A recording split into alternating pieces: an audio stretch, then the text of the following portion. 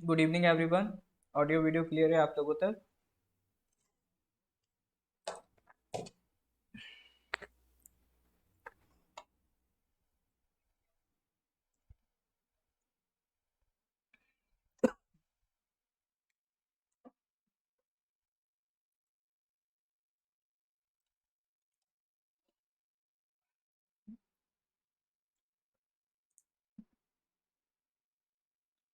हाँ जी। Math syllabus के लिए सर डिस्क्रिप्शन में आपको नंबर दिया गया है ना, जो 8076535685, उस नंबर पे आप व्हाट्सएप कर दीजिएगा, आपको जानकारी मिल जाएगी ना। हाँ, जपनाम जपनाम है। चलो जी, पता चल रहा है यूंगकोंग की कितनी पढ़ाई हो रही है। चलो, 65 क्वेश्चंस डिस्कस हो गए थे। एक बार पुराने क्वेश्चन रिवाइज करेंगे, फिर आगे बढ़ेंगे। इसका आंसर बढ़ाइए, बताइए। अभी वर्ल्ड लार्जेस्ट हॉकी स्टेडियम कहाँ पर बना है? इनमें से कौन सा दुनिया का सबसे बड़ा हॉकी स्टेडियम है?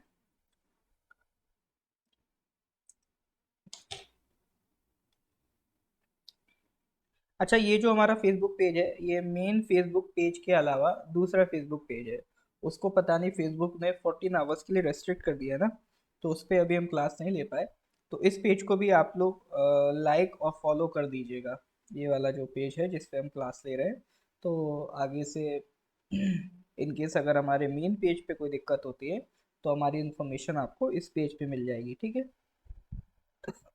हाँ, तो दुनिया का सबसे बड़ा hockey stadium major sorry Birsa Munda international stadium, Orissa. Who amongst the following has been appointed as the new chairperson of the PFRDA? ये लास्ट क्लास में करके आए हैं ये सारे क्वेश्चन। इनमें से PFRDA का चेयरपर्सन कौन बना है? ये करा था पिछली क्लास में।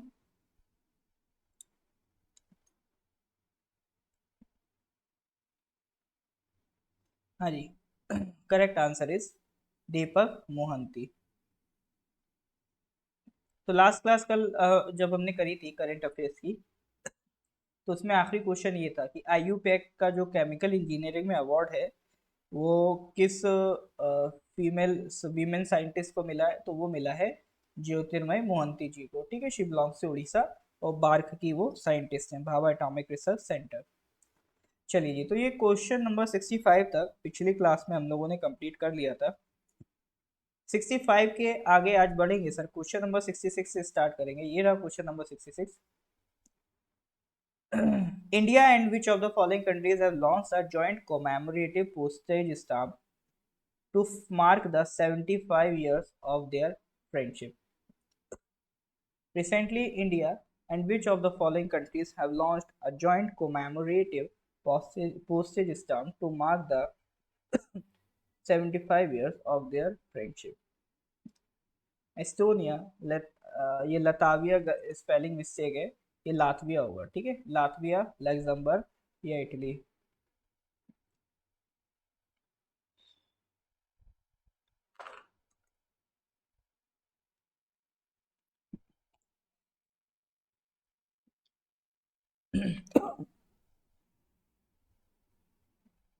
Recently, India and which of the following countries have launched a joint commemorative postage stamp to mark the 75 years of their friendship? बताइए, Estonia, Latvia, Luxembourg.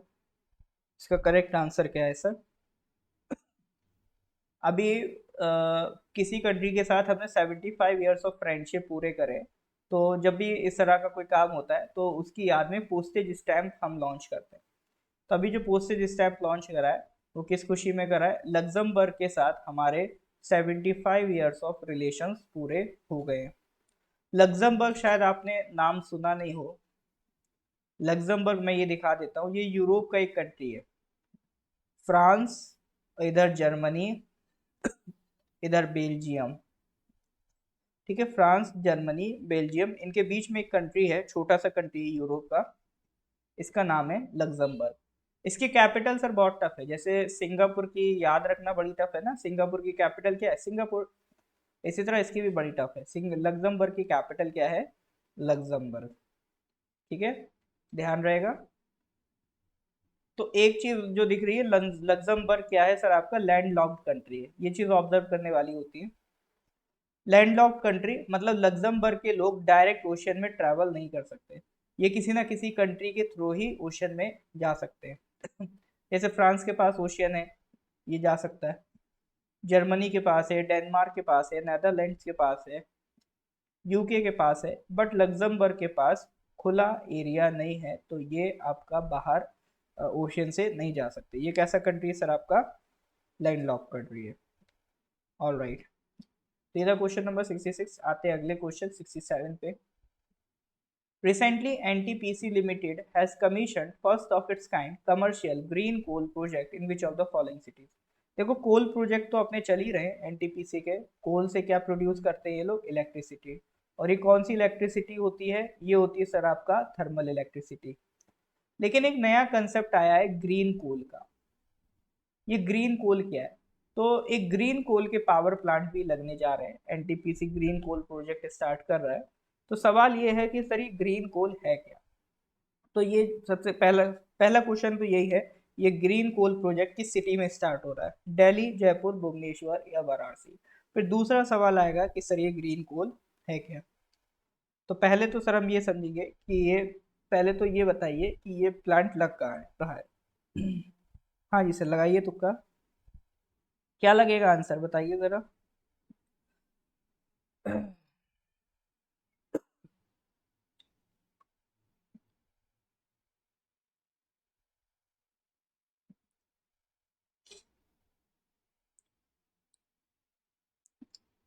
Jaipur, Bhubaneswar, और लोग बताइए। इतने लोग लाइव हैं, आंसर गिने चुने लोग करते हैं, ऐसा क्यों होता है।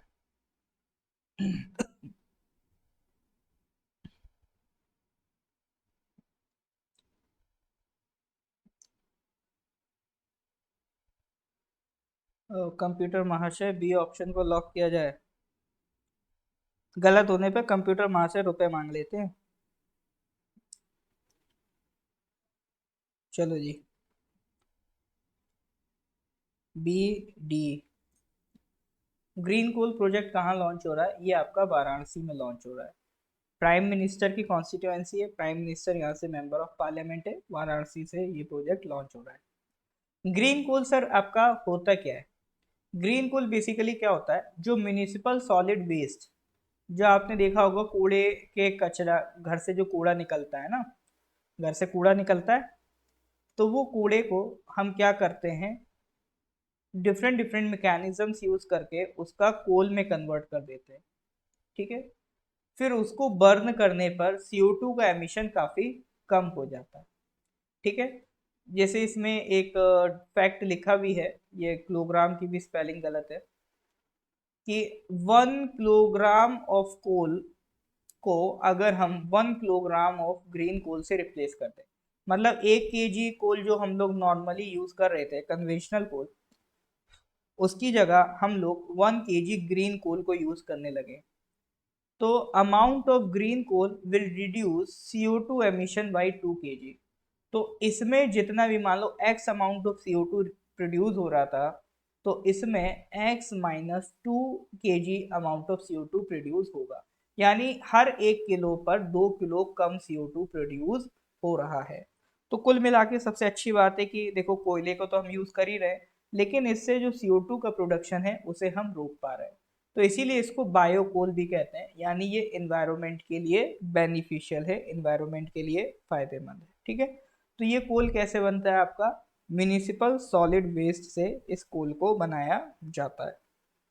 ठीक है, हाँ जी सर, ये कोल वाली कहानी समझ पा रहे हैं कि नहीं समझ पा रहे हैं, यस और नो, क्लियर है तो please give me thumbs up.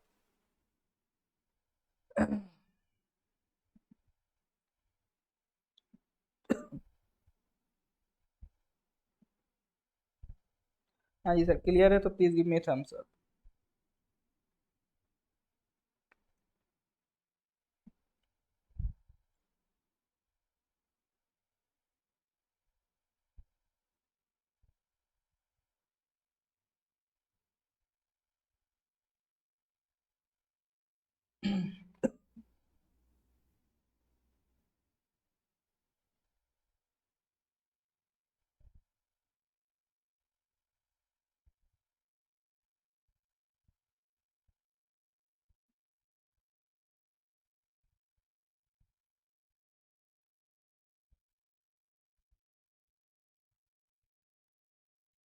चलो जी, तो इसके आगे फिर आगे बढ़ते हैं। क्वेश्चन नंबर 68, अल मुहिर अल हिंदी 2023, ये एक्सरसाइज इंडिया और किस कंट्री के बीच हुई है? क्वेश्चन नंबर 68 का आंसर दीजिए। अल मुहिर अल हिंदी 23, ये एक्सरसाइज किस किस कंट्री के बीच हो रही है? यूएई, ओमान, कतर या फिर आपका सऊदी अरेबिया। इतना तो सर समझ में आ रहा है कोई गल्फ कंट्री है, लेकिन ऑप्शन में चारों ही गल्फ कंट्री हैं, तो सर कौन सी लगाएं? अल मुहिर अल Hindi 23 will be held between India and which of the following countries? बताइए सर।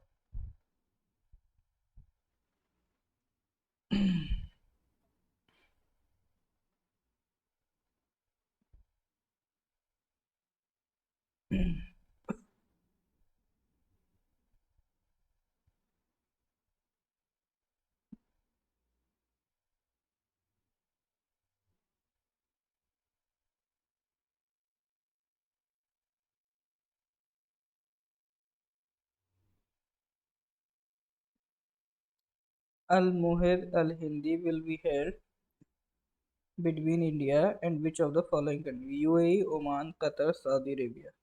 बताइए sir. Correct answer is Saudi Arabia. ठीक है, ये एक्सरसाइज किसके साथ हो रही है? सऊदी अरेबिया के साथ। तो इसमें ये जितनी भी येलो मार्क कंट्रीज हैं, ये अरब कंट्रीज कहलाती हैं। ठीक है, ये आपका पूरा अरेबियन पेनिनसुला है। ये इसमें Saudi Arabia, Jordan, Syria, Yemen, Oman, Iraq, ये पूरा एरिया क्या है आपका? Arabian peninsula. अरेबियन पेनिनसुला के एक साइड पर रेड सी होता है और एक साइड पर क्या है सर? आपका पर्शियन गल्फ। और इधर साइड क्या है? ये है आपका Mediterranean C.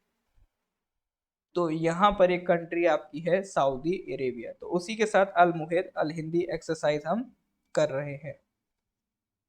Question number 69, which of the following companies has announced the launch of GPT-4?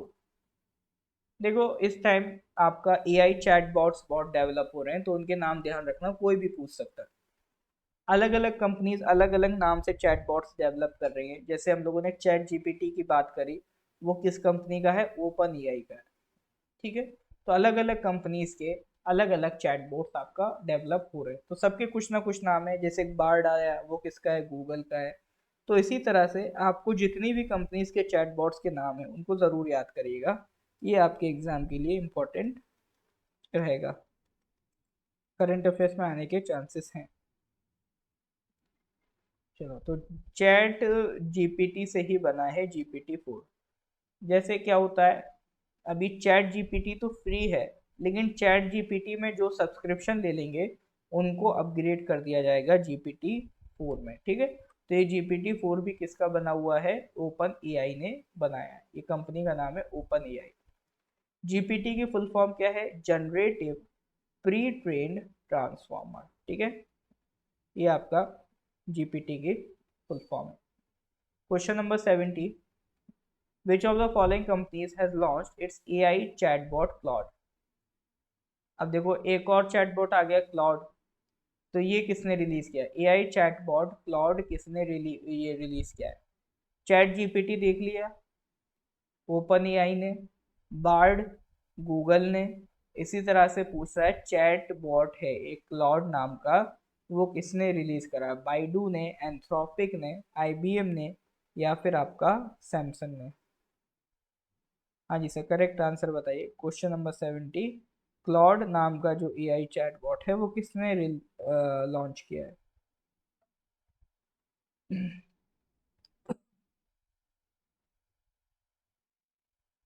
हाँ जी सर। देखो, ओपन एआई तो इसमें ऑप्शन में होगा भी नहीं, क्योंकि ओपन एआई, फिर तो आपको इतना तो पता है कि सर ओपन एआई तो नहीं है, क्योंकि ओपन एआई का क्या है? Chat GPT. तो ये क्या बात है, यूनैनिमसली तुक्का लगा रहे हैं क्या? C. Okay, majority is with IBM. Samsung का किसने सुन लिया? सैमसंग पिक्चर में कहाँ से आ गया? चलो जी, करेक्ट आंसर इज एंथ्रोपिक। जो क्लाउड नाम का चैटबॉट है वो किसने डेवलप कर दिया? एंथ्रोपिक। ये लोग भी, जो एंथ्रोपिक कंपनी है, ये ओपन एआई कंपनी के ही रिश्तेदार है, उन्हीं के कुछ कजन्स वगैरह हैं। तो इनका अपना इन्होंने ओपन एआई बना लिया, इनके दूसरे भाई बंधुओं ने दूसरी कंपनी खोल ली एंथ्रोपिक, और उसने बना दिया क्लाउड। क्लॉड की परफॉर्मेंस ज़्यादा बेहतर हो गई आपका चैट जीपीटी से, कि एक नोवेल दी गई और ये चेक करा गया कि उस नोवेल को पढ़ने में किसको ज़्यादा टाइम लग रहा है, एंथ्रोपिक के क्लॉड को या ओपन एआई के चैट जीपीटी को। तो पता चला एंथ्रोपिक का जो क्लॉड है उस नोवेल को जल्दी कंप्लीट कर पा रहा है, तो इसीलिए न्यूज़ बनी थी, Anthropic's Claude outperforms ChatGPT, chatbot now capable of processing 75K word prompts। ठीक है, तो इसको भी ध्यान रखिएगा। Correct answer is Anthropic.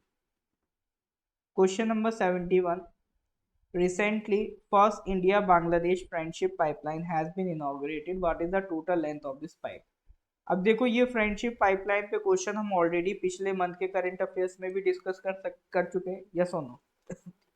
तो इस मंथ में हम इसे दोबारा से रिपीट कर रहे हैं, क्योंकि पहले ये इनॉग्रेट होने वाली थी तब डिस्कस किया था, अब ये इनॉग्रेट हो चुकी है तब डिस्कस कर रहे हैं। ठीक है, recently first India Bangladesh friendship pipeline has been inaugurated, what is the total length of this pipeline?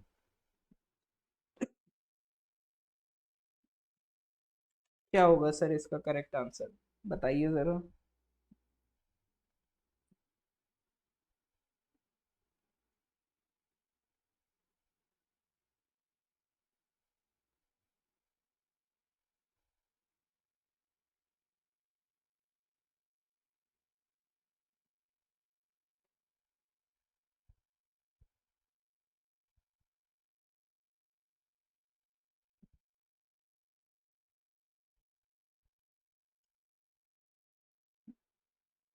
What is the total length of this pipeline?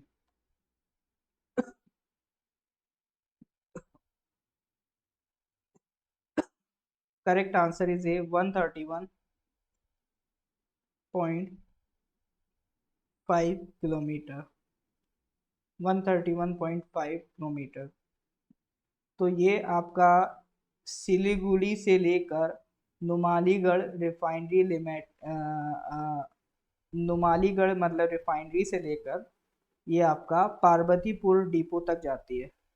Numaligarh इधर आपका इंडिया वाले पोर्शन में पड़ेगा, और पार्वतीपुर ये आपका बांग्लादेश वाले पोर्शन में पड़ेगा। ठीक है, तो इन दोनों के बीच में ये पूरा आपका फ्रेंडशिप पाइपलाइन जाती है। ठीक है, at an estimated cost of 377 crore इसको क्रिएट किया गया। Question number 72, recently NIOT national institute of ocean technology Chennai, एक सवाल अपने आप में यही है कि national institute of ocean technology कहाँ पर है? तो national institute of ocean technology आपको कहाँ पर मिल रही है? चेन्नई में मिल रही है। तो उन्होंने अनाउंस किया है कि वो एक green and self power desalination plant establish करेंगे। तो सवाल यही है कि सर वो किस स्टेट या यूटी में ये ग्रीन और self power desalination plant establish करेंगे? हाँ जी सर, तो ये ग्रीन और सेल्फ डिसैलिनेशन प्लांट कहाँ पर स्टैब्लिश करेंगे, बताइए ज़रा।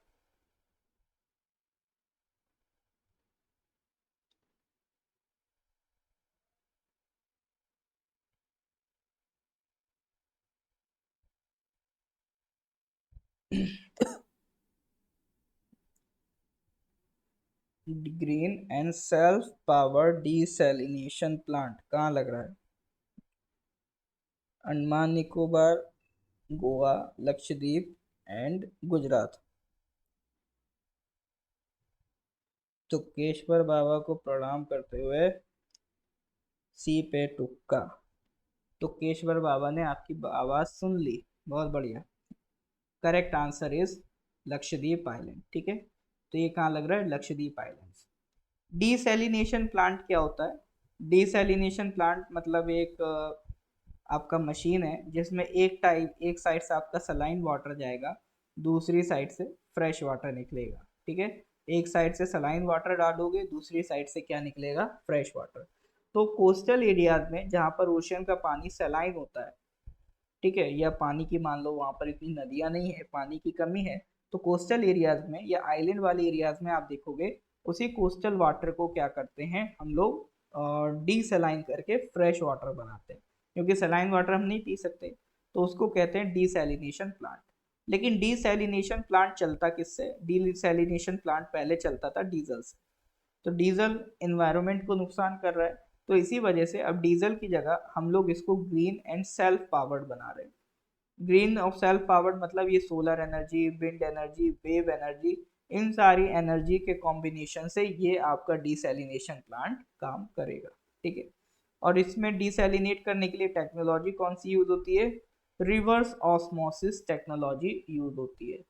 इस तरह का ये प्लांट होता है, ठीक है।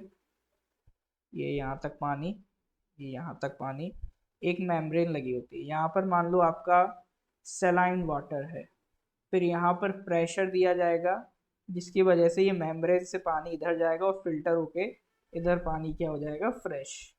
तो ये होती है आपकी RO technology, reverse osmosis technology. यही आरओ टेक्नोलॉजी हमारे फिल्टर्स में यूज होती है, और यही टेक्नोलॉजी आपका इस डीसैलिनेशन प्लांट में यूज होगी, ठीक है।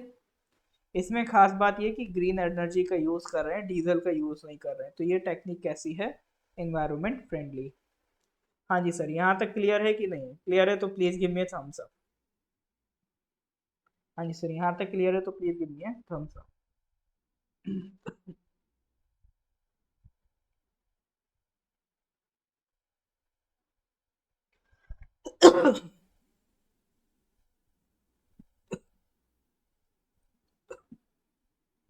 चलिए फिर आगे बढ़ते हैं। Question number 73। अभी एक प्रधानमंत्री ने कहा है कि हम 7 पीएम मित्रा पार्क्स बनाएंगे, तो सवाल यही है कि ये पीएम मित्रा स्कीम किससे रिलेटेड है, ये पीएम मित्रा स्कीम किससे रिलेटेड है, semiconductor industry, telecom industry, textile industry, या फिर सर आपका स्टील इंडस्ट्री। तो ये पीएम मित्रा स्कीम पे सवाल है, ये किससे रिलेटेड है, सेमीकंडक्टर, टेलीकॉम, टेक्सटाइल, या फिर सर आपका स्टील इंडस्ट्री।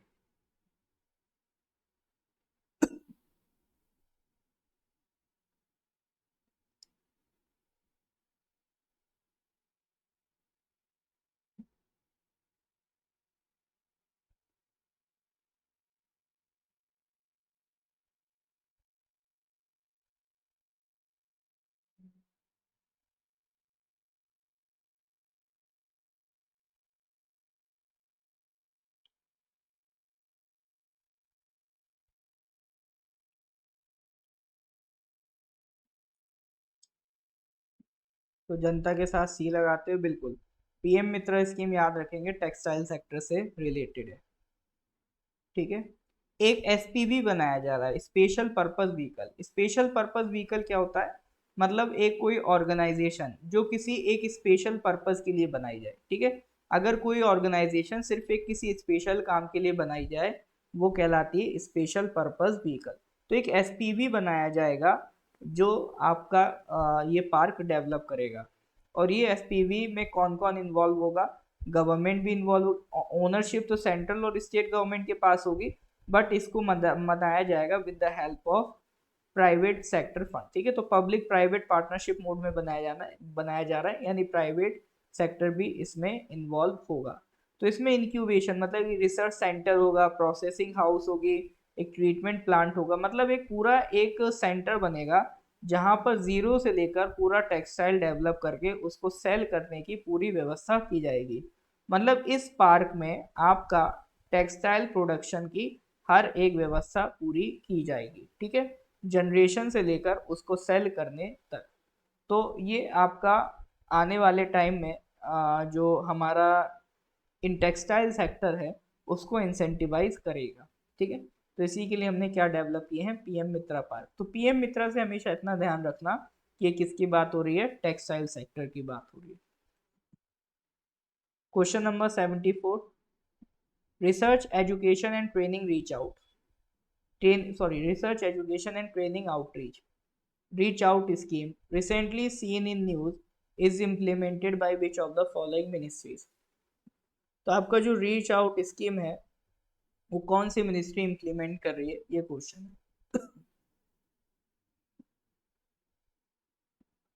हाँ जी सर, जो रीच आउट स्कीम है वो कौन सी मिनिस्ट्री इंप्लीमेंट कर रही है? Ministry of home affair, ministry of science and technology, ministry of earth sciences या फिर ministry of commerce and industry?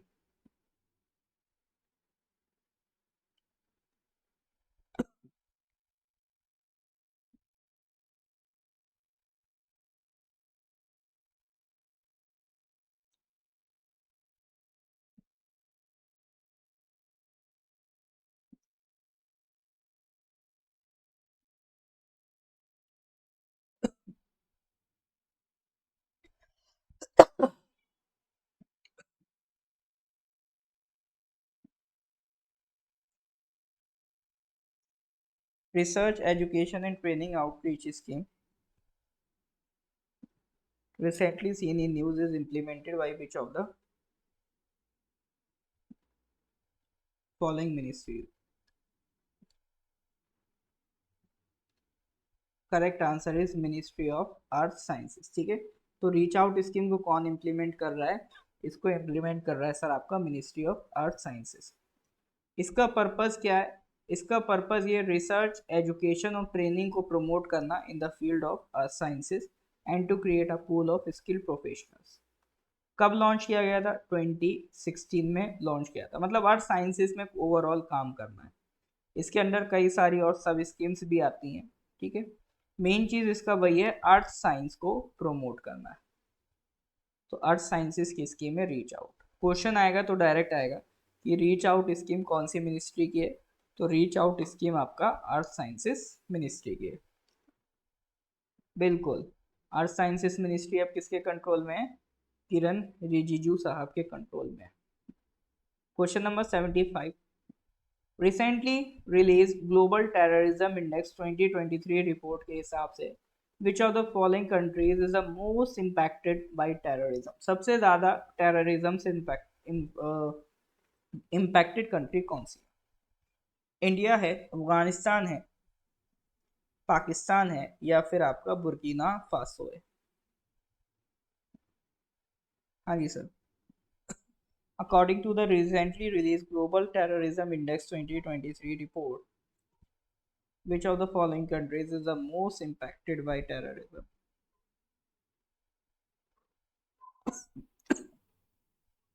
बिल्कुल, ये कई सालों से एक ही कंट्री चल रही है, दैट इज योर अफगानिस्तान। तो ग्लोबल टेररिज्म इंडेक्स कौन निकालता है? Institute for economics and peace. ठीक है, ये निकालते हैं और ये 99.7% ऑफ वर्ल्ड पॉपुलेशन में इम्पैक्ट ऑफ टेररिज्म को पढ़ते हैं। ठीक है, इनके हिसाब से अगर डेथ और अटैक की बात की जाए तो ओवरऑल अगर दुनिया में देखा जाए तो टेररिस्ट अटैक और उनसे होने वाली डेथ कम हुई है। टेररिस्ट अटैक 28% तक कम हुए हैं और उनसे होने वाली डेथ 9% तक कम हुई है। लेकिन जो एवरेज डेथ पर अटैक है, यानी अटैक होने पर कितनी डेथ्स हो रही हैं, वो बढ़ गया। यानी अब एक तरीके से टारगेटेड अटैक्स हो रहे हैं। पहले क्या होता था? अटैक होता था, अब जो अटैक हो रहा है उसमें पहले मान लो एक अटैक में 1.3 लोगों की जान जा रही थी, अब उसी अटैक में 1.7 लोगों की जान जा रही है ऑन एन एवरेज। ठीक है, तो यानी एक तरीके से टारगेटेड अटैक्स ज्यादा बढ़ गए हैं। ओवरऑल अटैक का नंबर कम हुआ है बट टारगेटेड अटैक्स ज्यादा बढ़ गए हैं। ठीक है, ज्यादा डेडली, ज्यादा लीथल आपके अटैक्स हो गए हैं, राइजिंग बाई 26%। ठीक है, और इनके हिसाब से Afghanistan continues to be the country most affected by terrorism. ठीक है, outside Afghanistan terrorism deaths rose 4%। उसके बाद सबसे, ये तो हो गया मोस्ट इम्पैक्टेड कंट्रीज अफगानिस्तान। लेकिन अगर बात करिए सबसे डेडलीस्ट, सबसे खतरनाक टेररिस्ट ग्रुप कौन सा है, तो वो आपका इस्लामिक स्टेट है and it's affiliates remained the world deadliest terrorist group in 2022 for the 8th consecutive year with attacks in 21 countries। 21 countries में इन्होंने अटैक किया है इस्लामिक स्टेट ने, ठीक है। तो ये आप ध्यान रखिएगा रिगार्डिंग योर करंट अफेयर्स। चलिए, तो आज यहीं तक डिस्कस करेंगे, ठीक है। इसके आगे की कहानी we will discuss in the next lecture. तो अगर लगा हो कुछ सीख रहे हैं, कुछ फ़ायदा हो रहा है, तो लेक्चर को प्लीज़ लाइक कर दें, अपने कलीग्स के साथ इसे शेयर कर दें। मिलते हैं सर अगली क्लास में। Till then goodbye, have a nice day.